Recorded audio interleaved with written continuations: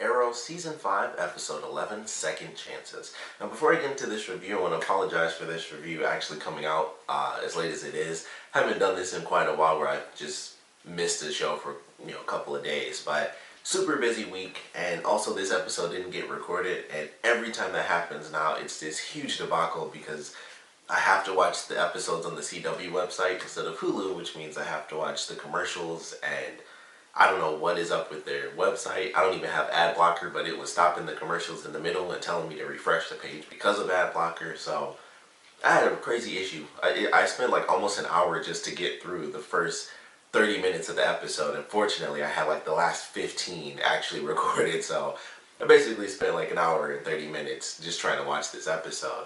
But I did enjoy it. I think one of the most interesting parts about this is some of the stuff that concluded in this episode, or at least took really great steps. They got Diggle out of prison, at least temporarily, so I'm assuming he'll be out of prison in general, but they'll get back to that story when they decide to get to it. But he's out of prison. They actually mention the fact that the general or commander, or I still never remember, I want to say general is the highest. They actually mentioned that he was being investigated, so I feel like there's no way that this is the end of the storyline. We'll get to see Diggle basically get that revenge on this guy for setting him up and killing the other person that was with Diggle that he was kind of training with. And I'm excited for that because it seemed like such a huge story. Like, this is a nuke. He's dealing not just like, oh, it's like machine guns or grenades and explosives. He had a nuclear weapon, and that's what he's dealing to someone, somewhere. So there's no way that that's the end of this storyline. But I'm glad it took the step to finally get Diggle out of prison. So he's back on the team. In the promo, he's in his outfit and everything. He's back with them going on missions. So I'm very excited for that.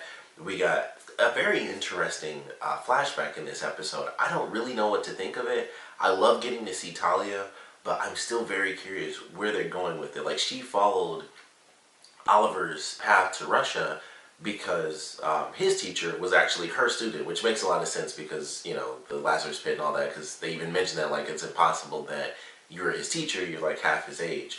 So I thought that was cool that they referenced that. I love the actress that they have for Talia because she's like full on British. Like Nissa, it wasn't an American accent. I don't know exactly her ethnicity, but it was different. It was like, okay, so she has this accent, it's very different.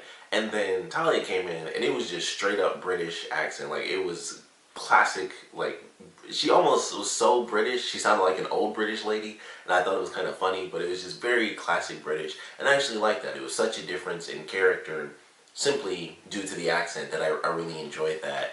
And she seems to be the catalyst for Oliver taking up the mantle of the Hood. We get to see him in the old costume, which honestly, that's one of my favorite things about the flashbacks, is that we get to see them, because they keep all these costumes throughout the years. He's had, at least by this season, I believe he's had a total of like 4 different costumes. And I love getting to see them in the flashbacks where it's like, this is him putting back, the very first outfit that he used to have. And I love that sort of thing. So it was really cool to get to see that. And he's really taking up the mantle again of using the bow and arrow as, this sort of alter ego. And Talia seems to be the one that really pushed him to create this true split between Oliver Queen and the arrow, which I thought was very cool when she kind of says, like, the more you embrace this part of you, the more you're allowed to be Oliver Queen. And I was like, that's actually really cool. So this is, that big step of what showed him, or, this is the start of it that showed him this is how you be both people without, forcing the worlds together.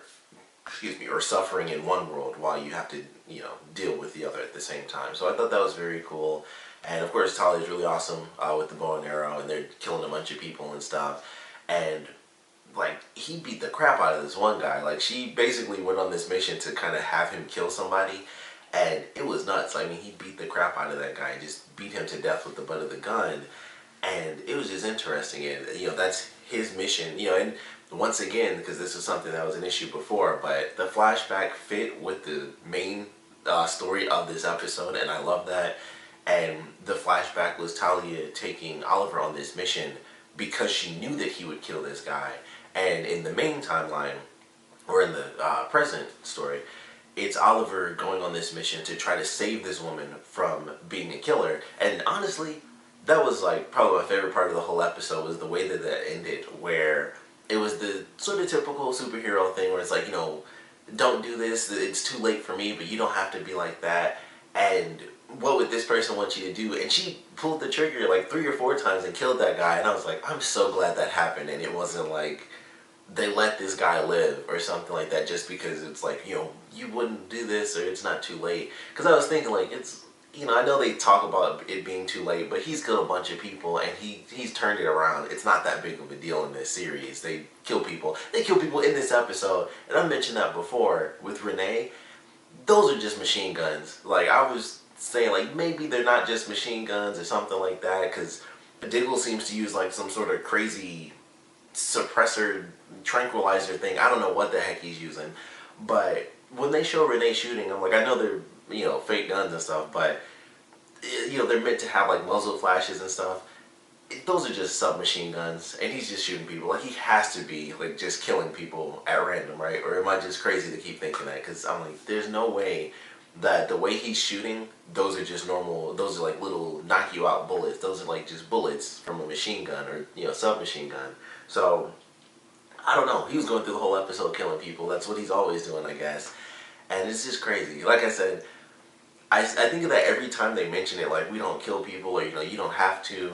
I always think of Rene, and I'm like, I'm pretty sure those are just normal machine guns, but I could be wrong. Maybe there's just something I've been missing. I might actually look it up after I do this review, because every time it's an episode about not killing somebody, I'm like, look at Rene dual wielding with little, submachine guns, just killing people. They aren't technically submachine guns because I think they're just fully automatic pistols, but it's just crazy. Every time I see them, I'm like, I'm pretty sure he's just murdering everyone that he's dealing with in the whole episode. But aside from that, really love the way they ended it, where they go through this whole storyline of her, we get the beginning. It was a great opening, too, of her, like, how she got her powers. And it was just really intense, where she was being tortured and stuff. And, she's sticking up to the guys. They did kind of the typical thing where the person's super tough until the person they care about comes in. That's always how they get you.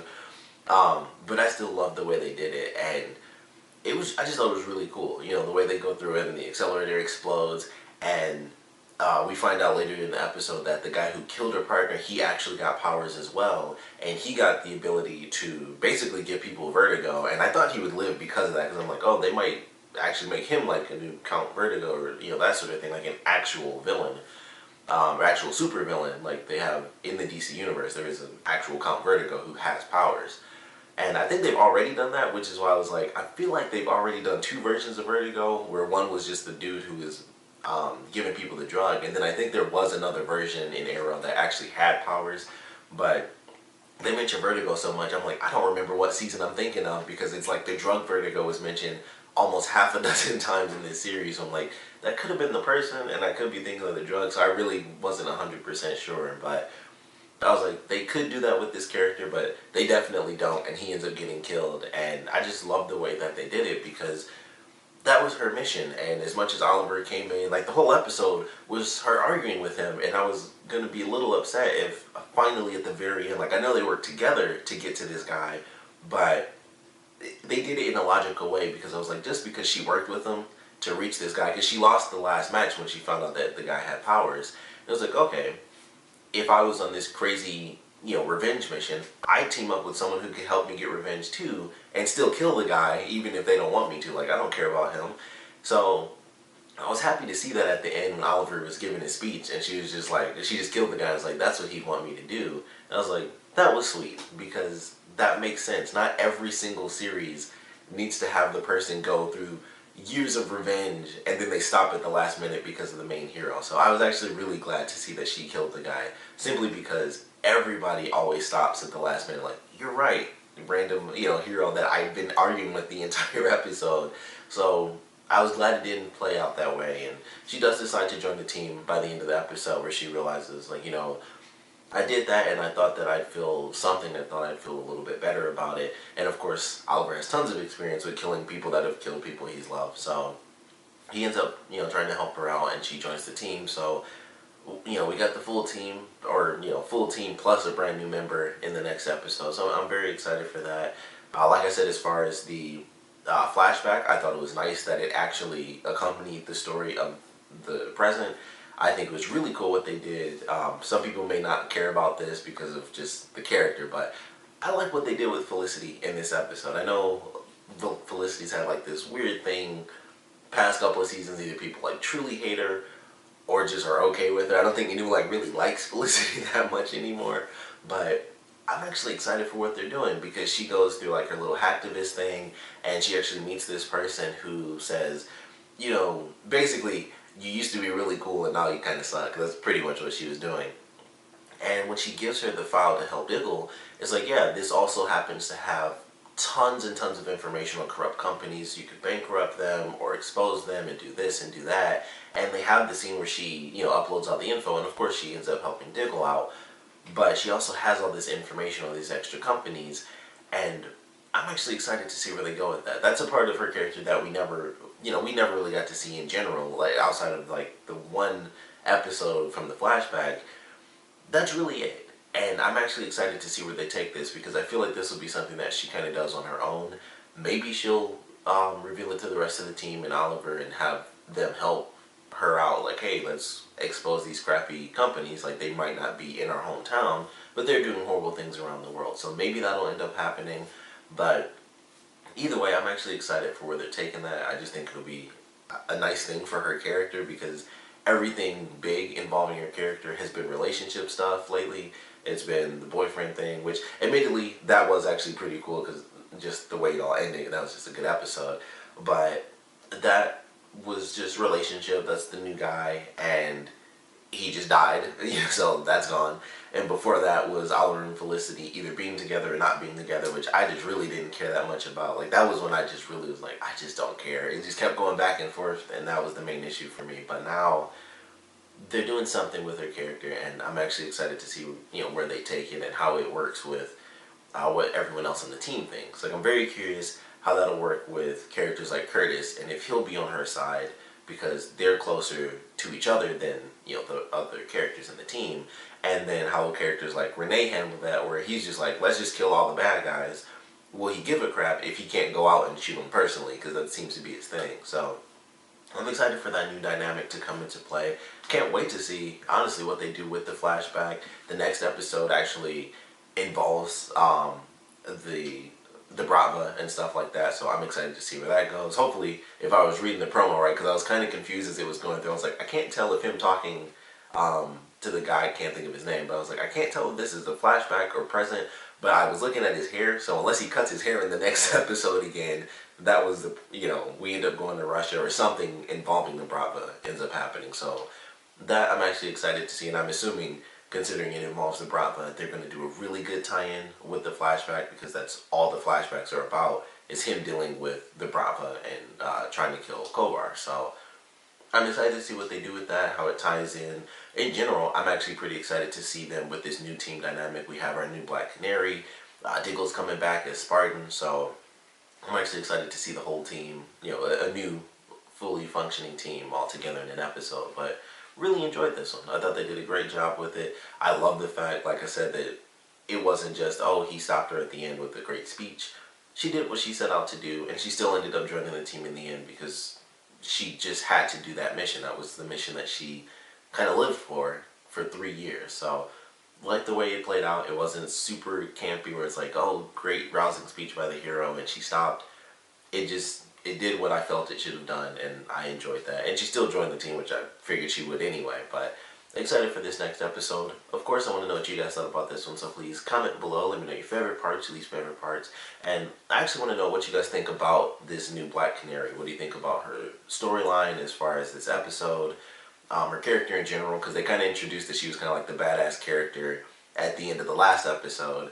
And they definitely stuck to their guns with that, and I'm really glad that they did. Like, she's a great fighter, which is really cool. Like, she doesn't need the Canary abilities, and it makes perfect sense. I doubt they'll actually do this because that would just take years and years. But for anyone who doesn't know, Black Canary is like the trainer in the DC universe. She trains like all the young heroes, and I was like, that actually could work perfectly with this character. She's got the actual powers, and she has all sorts of skill, you know, fighting skills. And I was like, that actually could work perfectly if they ever, you know, like I said, it would take a long time before they start adding in new, younger heroes and all that extra stuff. But I was like, that could totally work because she has those actual fighting skills and everything. So there's just a nerdy thing where I was like, that could technically fall in line with the comic books, and it makes a lot of sense. But either way, great episode. Like I said, we'd love to know what you guys think about the new Black Canary and what you guys thought about this episode in general. So please comment below, let me know, and thanks for watching.